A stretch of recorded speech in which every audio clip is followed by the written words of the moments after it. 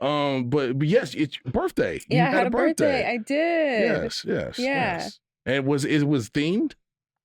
It was a surprise birthday party. Yes. Did they dress up like Tammy, the Cannabis Cutie? No, they dressed up like themselves, but yeah, it was. I came home. There was a taco stand making tacos, burritos, quesadillas, and then there was also a brand, the Standard Cannabis Company, had like gift boxes. So the homies left with eighths and hash holes and all kind of new fly stuff and lots of pre-rolls. So well, thank you for inviting me and not inviting me. And I'm glad to hear about it. I'm glad it was there. It was a surprise. Yeah, I would have loved to experience that, you know. My disclaimer was I couldn't invite anybody. I got kidnapped to the spot and I came home to tacos. Don't. Tell your friends I said thank you very much. I will let them know they forgot. Yeah, they forgot. Give me some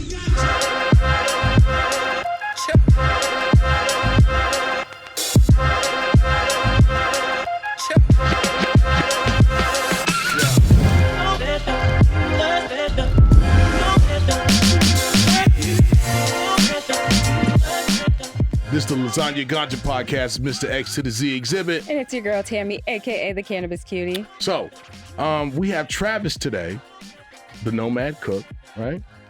Got it right. Travis, the Nomad Cook, he pops up all over the United States doing, like chefs, work, God's work. The globe, really.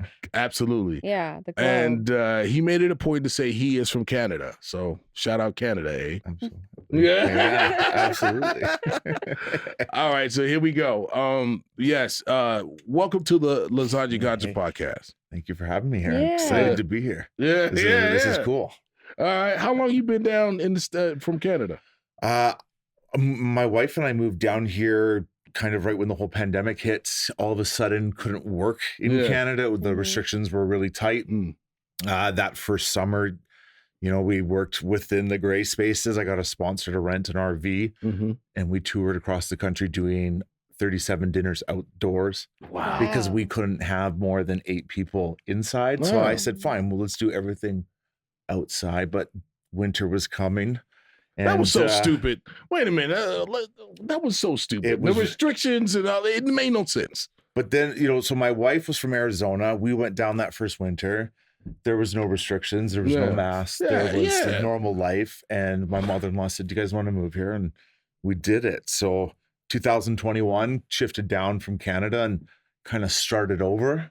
Okay. Here in the U.S. And do you like the decision you made, or do you regret it? No, it was nerve-wracking because in Canada, there's 1 or 2 cannabis chefs that are really kind of doing food at this level. Right.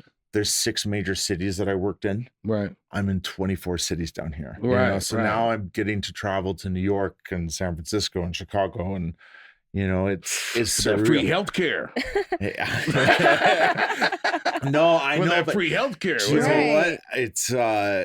It's funny because Canada, America is so similar. Right? Are they? Really? I don't know. Well, yes and no. People in Canada are fucking nice. I don't know what America you're living in, but I don't get Canada when I go to fucking South Beach. Like cousins, our parents were a little different, and we grew up with some different values, but we're still this same family and that. And I think I understand America a lot better being down here now, traveling everywhere. I think I understand. I don't think everyone's as divided as we're being told. You motherfucking wrong about that. Yeah, I would say go to Michigan. That's right next to Canada, right? Go to Wayne County and then go to Oakland County. Go to Alabama. Well, go to Alabama. That's what I mean. As I go into like St. Louis and stuff like that, I think I understand why people are so angry. Right? Yeah. Like go to Baltimore. People have been forgotten about, and it's very clear why people are like, I don't believe in the system. Right. So I think on that part, but also I've come down here and like I've drank the Kool-Aid on like work as hard as you can and go out and, make what you want of it. Right. And, last year was the busiest year of my life. We did 102 dinners in 11 months. And, lot of miles flying around. Yeah. And, Let's back it up a little Yeah. bit. So how did you get into, first of all, culinary arts? Like how did you start so there? that's actually quite an interesting story because I've never worked in a restaurant. I didn't go to culinary school. I actually worked in the oil and gas industry for 14 years. And in 2015, I jokingly tried out for MasterChef, Yeah. the TV show. I got on. I got eliminated on the second episode. So I had 3 minutes of airtime. And right after that filming, there's a recession hits. I get laid off, given a severance package. So I said, fuck it, 31. Let's just give this chef thing a shot. And spent the first year and a half kind of finding my way. And then I do the first cannabis dinner. 420's rolling around. It's 2018. Canada's federally legalizing cannabis in a couple months. Did you consume before that? Yeah, cannabis, like coming from Vancouver, cannabis was in our culture, right? Like it was always part of everything. So, you know, I was never really cooking with it. It was always smoking. I was always a blunt man. And then with Canada legalizing in 2018, for the 420 weekend, I turned my house into a pop-up restaurant. Yeah. And I have 164 people come through over 4 days. Dope. Wow. And wait, but let me but before you get too far, what did you do as an oil worker? What did you do? So I was a business development manager. Oh, so you weren't out there fucking tussling with the fucking I was, and I think with the drill and shit a spraying lot of everywhere. my success in culinary is I think my background of sales and business. Like I do all my own promo and sales, and like I've never been to any of the cities I've ever worked in. Oh, what? Like I'm going to wait. I'm going to Cleveland next month, and I've just sold 2 nights out. Oh, dope. Okay. Right? So I understand the sales aspect. I'm very ambitious, and I just found my purpose. Yeah. Okay. Right? You can pick it up back. I didn't want to interrupt you, but pick it up from where you were. Okay. So so you started out of, you know, just this is what you love to do. Yeah. Just, you know, when I did that first cannabis pop-up, I didn't want to be called a cannabis chef. Because in my head, I'm like, this is going to be a fad, cannabis becoming legal, and then it will kind of fizzle out to this very niche market. And, you know, to date, I've served over 15,000 people. My average age is 39. Like I was anticipating young 20-year-old males as the clientele, which is like, that's not who I want to be cooking for. Yeah. I'm 39 is my average age. I'm 58% female. And I've had almost 900 first-time cannabis users come into my dinner. Wow. Okay. Very so we've cool. really tapped into that demographic that's like 55 plus, who 10 years ago, this was a hard no, never going to happen. It's a legal drug, right? And we've just created a space where it's very culinary focused. I dose everyone individually based on their own tolerance level. How do you find that out? So I have a sliding scale, and it goes 1 to 5, and it goes 5 milligrams, 10, 25, 50, 100. So I take that. All my guests will sit down. I give a speech on how I do this. So let's say I have a 4-course menu. Every course will have 1 infused component to it, right? That I will then make 4 times. So let's just say it's a salad dressing, a vinaigrette. I'll make it once with no cannabis, once with a low amount, a medium, and a high. I do that for every course. Now, unfortunately, that math class I was skipping out on to smoke weed in grade 11, I kind of need those equations too. But it's a pattern. And once you figure out, like a lot of people have similar tolerance levels, you know, so. Not me, I'm a mutant. Yeah. You do the 100 plus. Yeah. Well, that's, we got like we call it the koala dose after Koala Puffs. She came and I think it was like 700 milligrams she took. Shout out to Angela. That's very you got to do believable. the X puff. So now that's like, I don't tell 1,000 guests. milligrams. Wow. When the guests come in, I only tell them that scale to 100. But if I'm coming around the table and you ask me for more, we'll give it to you. And if you say I want the koala dose, I will give it to you because I assume you know what you're talking about. Yeah, right. I don't say we're going to go that high because we have so many people coming in with a 5 milligram tolerance who are nervous and are sitting next to the person doing the koala dose, right? And so we have a system to make sure everyone's getting the proper dose in their plate, right? We've served groups as small as a dozen all the way up to 100 people. Right. And that's one of my goals, because as I didn't know where I was going with this, I've just had the best time of my life. Wow. Right. I met my wife because I was doing this. I got to move to the US. We toured Europe this year. So I'm like fulfilled in a lot of those sort of goals. And why don't you want to be first? Why do you have an issue with being called a cannabis chef? Because there's nobody that put the flag in the ground yet. Well, no, I am so proud to say that's what I am. At first I didn't want to because I was like, this is going to be you gotta own it. You gotta own it. Be the fucking Gordon Ramsay of this shit. As soon as I did that first group, we that first weekend of 420, we had a table sit down of strangers, and I said to my team, we need to engage these people because they have nothing in common. They did not need us, right? Didn't matter that they're from different walks of life and ages. Everyone shares that experience of breaking bread around a table, and cannabis just adds to that sharing aspect, right? And that's what's inspired me at the beginning to be like, no, there's something here with this.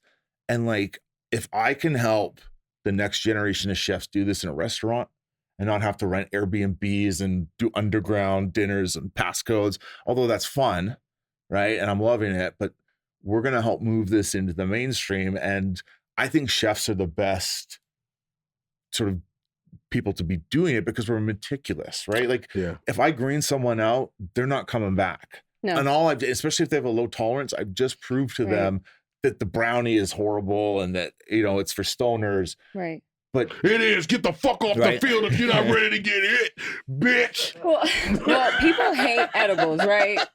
People hate edibles because they have a bad experience. So you're bringing in a lot of new first timers. Yeah. How do you, in this show, education we take very serious. So how do you educate newbies about what's about to happen to them? Absolutely. When a lot of our guests coming in, we've really built that sort of reputation. I think that's why we get a lot of first timers coming in. It's just kind of explaining to them, like, if you've never done this before, we're going to start you off like 2.5 milligrams of THC, right? And then, you're going to get about 10 milligrams of CBD with that, because that CBD is really important. Eating an edible, a lot of the edibles have been sprayed with the pure isolate of THC. Yes. Right. And everything I do is full spectrum. Right. Okay. Can you explain that to the audience? Because we have a lot of new cannabis people who are listening. Absolutely. So like when I first started, I was using an isolate of THC that I could eye drop on top of the food. So to be precise how many milligrams I'm giving to each person. Just pure THC, nothing else. Just pure THC. Right. And for anyone with a low tolerance, that's where that spike of anxiety and paranoia really comes from. Exactly. Right. And so when I'm creating my menus, my focus isn't, hey, how do I get the most out of the THC from this plant? But how can I really utilize the terpenes, right? And the entourage effect and create this arc of experience. Right. So terpenes. So terpenes are not just the flavor and aroma of cannabis, but they're also responsible for the effects that we feel when we use it. Right. And the compounds are identically found in plants, fruits, and herbs. Right. Right. So when I take a strain and I'm looking at what the terpene profile is, and then I want to build a recipe, I'm going to start looking at what plants, fruits, and herbs kind of match with that. Right. We don't want to be starting with the sedative myrcenes and lineols at the start of the menu and zonk everyone out on course two. Right. I want my table chatty. Right. And so energetic. And like, just for listeners to understand, so THC is a molecule. No matter what, it is a molecule. It's going to be the same molecule, and it's going to typically act the same within your body. What's going to make it different is going to be that terpene that's paired with it, or the terpenes that are paired with it. So linalool is going to be found in lavender, and it's typically going to be calming for some people. And myrcene, you can find it in mangoes. It's also very relaxing. So that's what he's talking about when he says terpenes. THC is always going to be THC. There is no scent. That is why dogs cannot tell the difference between CBD and THC. Shout out to the police departments who haven't figured that out yet. THC has no scent. I knew it was coming. It has no scent. That's where your dogs are messing gang banging already. Lawsuits. I have to say, at the airport this morning, the dog started jumping when we walked by, and I've never been more worried in my life. And they're looking for bombs. Do you travel with cannabis? You travel? No, I won't within state. So Why not? I do all the time. I can't go from state to state. Maybe I shouldn't say that on camera. In every city I work with, in every city I work with, there'll be a brand that will supply me with their cannabis. So we go in and we're like a unique marketing way for brands to sort of promote their I think when you strains travel through. state to state and it's legal in within those the state, states. yeah. well, But like, I mean, yeah. you know, I can't go from Seattle to New York, Well, right? why not? They're both 'Cause, legal. well, it's federal. Well, once you're in the air, you're federal. So Yeah, whatever. mean, I follow yeah. all the rules in the USA. Okay, that's true. yeah, That's you're true. That's true. That's true. That's true. Canadian. I forgot. You're not truly American till you don't give a fuck.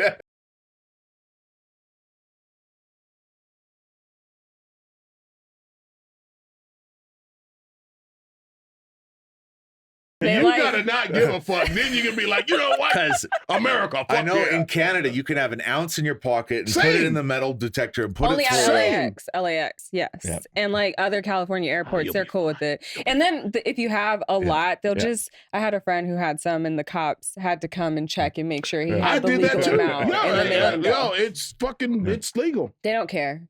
They Yeah. don't care. Yeah, I mean, In you can't go in to the Bible California. Belt. I mean, Yeah, I wouldn't go into you get off Georgia with or some real Mississippi. tobacco Well, with- so you know Yeah. what? You boy. know where I finished doing dinners last year was in Little Rock, Arkansas. So Okay. Oh, I yeah. have started doing dinners in the South in areas where medical is legal, right? Yeah. So we'll work with medical patients who go out and get their medicine and they'll bring it to me to put in the food. So you know, we play within the rules within the state because this is such a great thing that we're doing anyways. Right. Yeah. Right. So we have to push some boundaries, but then we have to also respect that we can't push things too Right. far.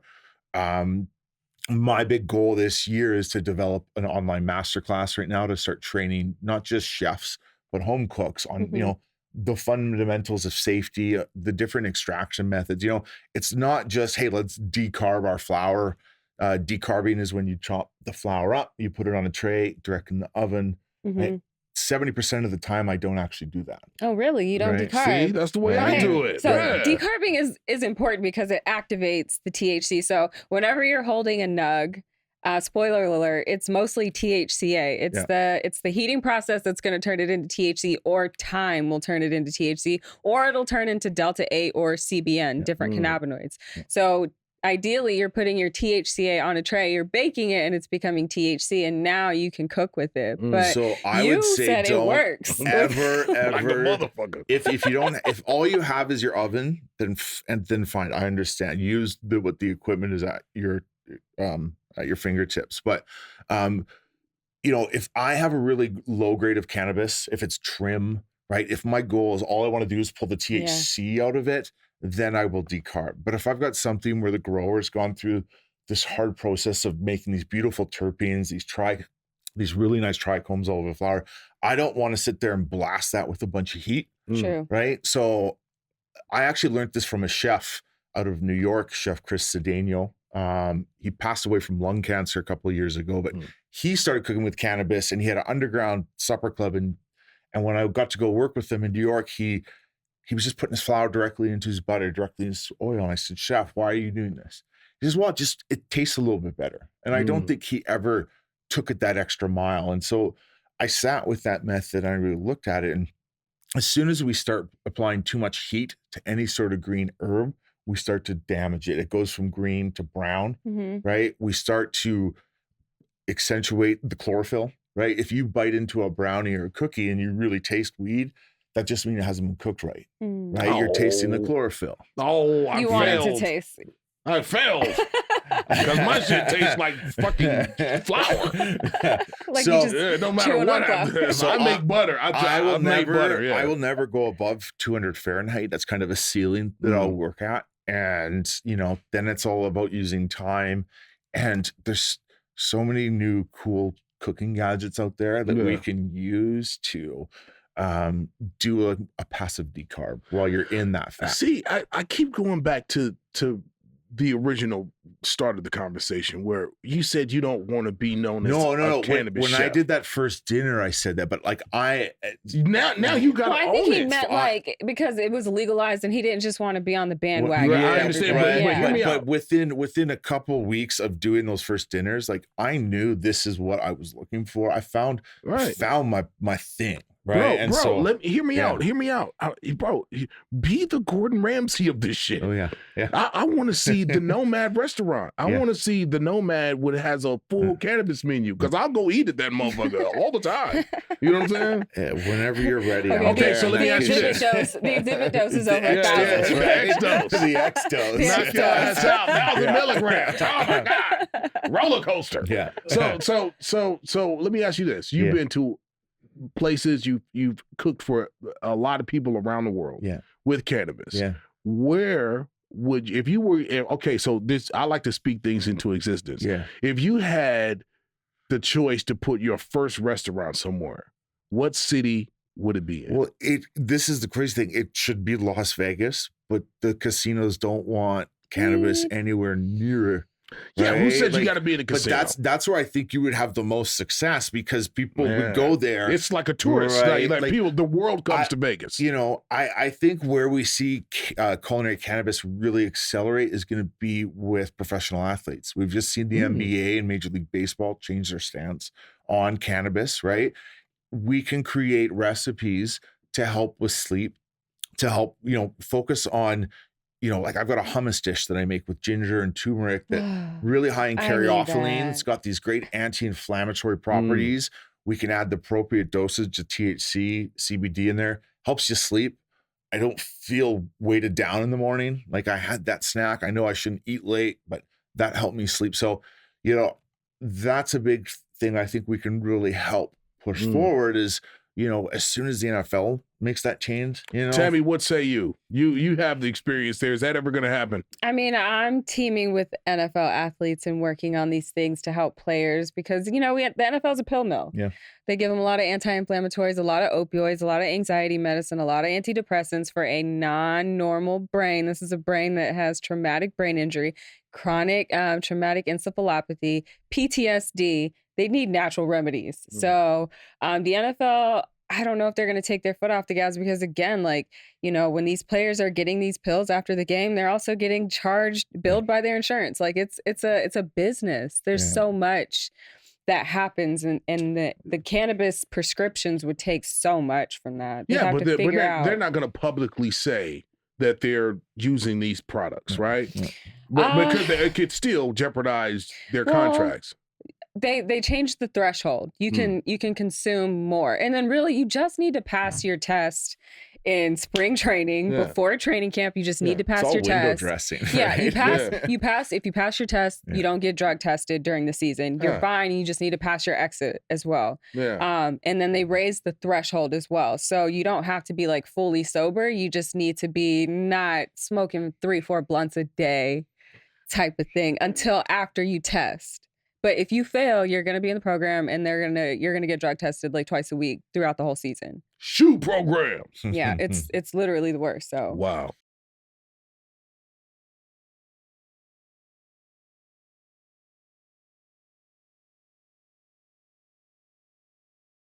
Okay, cool. So there's going to be some challenges there. This is something really cool right now to be at the forefront of something. There is no path right now, right? So as states turn legal, we are going to go there. I'm going to Ohio for the first time in January. So I'm just going to continue doing this safely and showing people we can be done right. And I'm, getting to, working with a hotel called the Soho House. They brought me over to Europe in October. We did 2 dinners in London. The Soho House? Yeah. That's crazy. Yeah. So we did 30 people in Amsterdam, 50 in London, 30 in Brighton, and then I was supposed to be 100 in Paris. And my dinner formats are always guests come, sit down, and we serve, I come out, I introduce the course, and then that course comes out. In Paris, we did a complete restaurant takeover where they only served our infused menu. Now, we could only do CBD in Paris, right? But for a 5-star hotel to be doing a full CBD menu.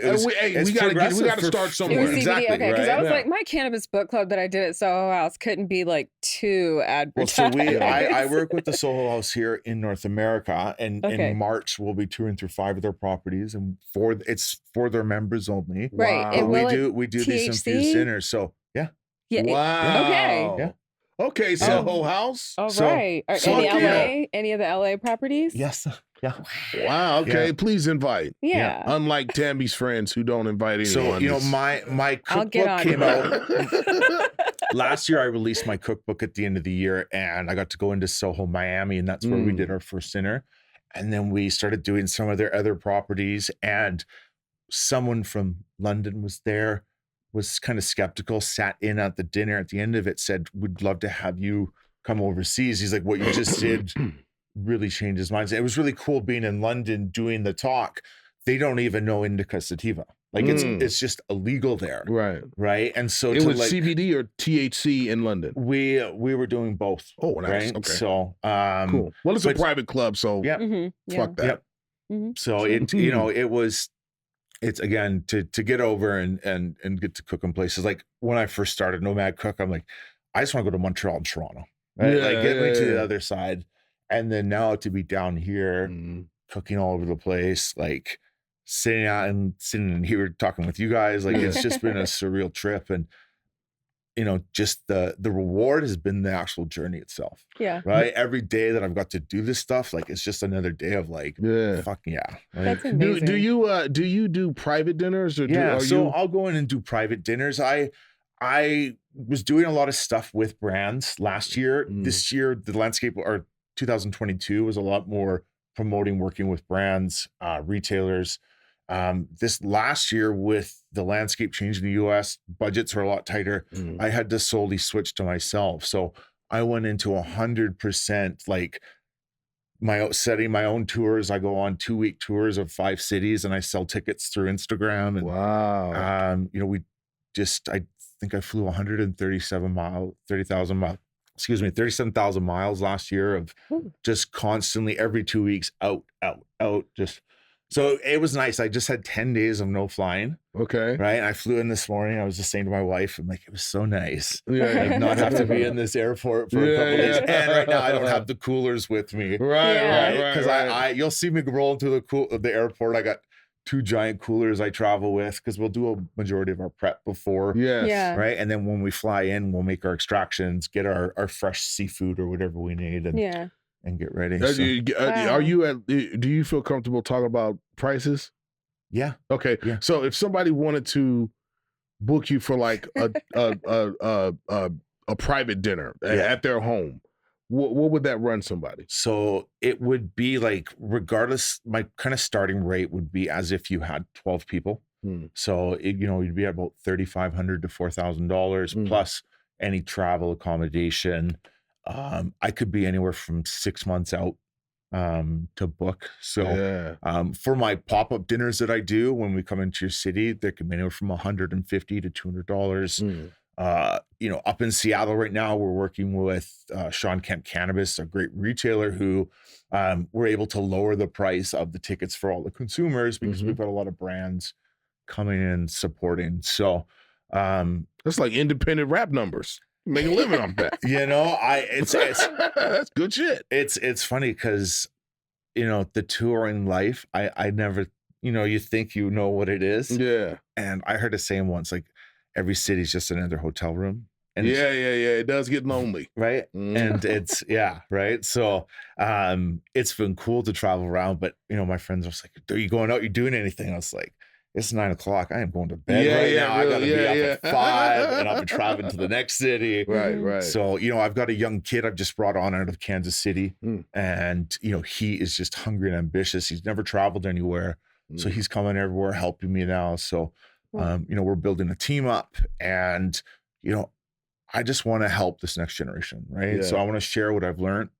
I want to kind of set some standards, right? Because every time someone greens out at a dinner, it just sets us back as a whole. Greens out, that's what you call when somebody has an adverse reaction. Yeah. So, we don't want that happening. And there's sometimes it's out of your steps. Like I've had guests tell me before, like, oh, I didn't think I could really get 100 milligrams here. So I ate some gummies before I came in. And I'm like, oh boy, smart. Buckle up. So, have you had anybody have an adverse reaction at one of your dinners? Yeah. When I first started, right. But over the last couple of years, it's become pretty What they accurate. do? I'm always interested. What they do? Well, a lot of the Did time, they freak, or did they just like, oh? I've once actually, like, because what we did for a long time was rent luxury Airbnbs, turn that into our pop-up restaurant for the weekend.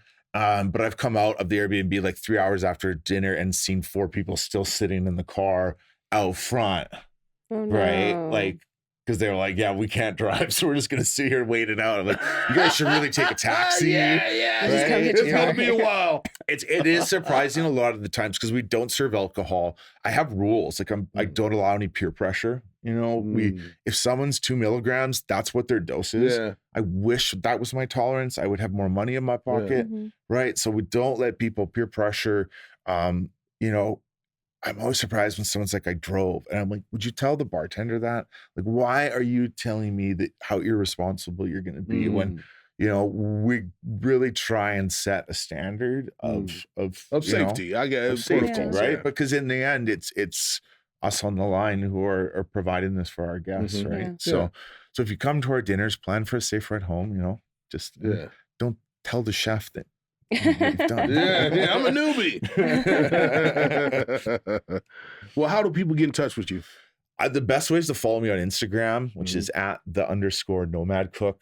I'm on some other platforms, but everything happens on Instagram. All of my dinners are promoted on there. You have to ask for the link to be able to get a ticket to come. And yeah, we're going to be all over the US this year.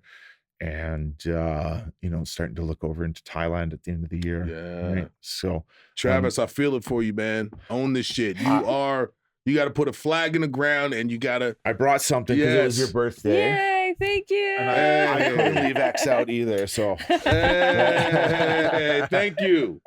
Okay, what do we got here? So okay, this is the aprons that my team wear. It's a beautiful green canvas leather. Yes. So don't you wash it with a sponge. You can kind of wash it off. This ain't cheap. Not at all. This is cheap. real. This is like real. Because is this for knives and stuff? What? Yeah, you can put your phone, you can put your joints in there. Your little vape pen fits in that if you got that going. It's so long. There's a nice little towel ring on there. And and a nice hat here, the Nomad Cook. I know you wear black, so yes. Thank you. So thank you. Yes, no, I appreciate you guys having me out here. What a great year to start the year. Yes, to start it off. And you know, I really appreciate the support. No, come on, Travis. We appreciate you, man. Much success on all your endeavors. Yeah. And I want to see the Nomad restaurant somewhere in your city of choice. All right. Yeah. Let's do it. Yeah. Okay, man. It's the Lasagna Ganja podcast. I'm Mr. X to the Z Xzibit. And I'm Tammy, aka the Cannabis Cutie. That's right. And we will see you on the next episode. Stay tuned. Check out the Lasagna Ganja podcast wherever podcasts are streamed. And check out our separate feed with video episodes. Available on Spotify and YouTube. For more information, visit dcpofficial.com.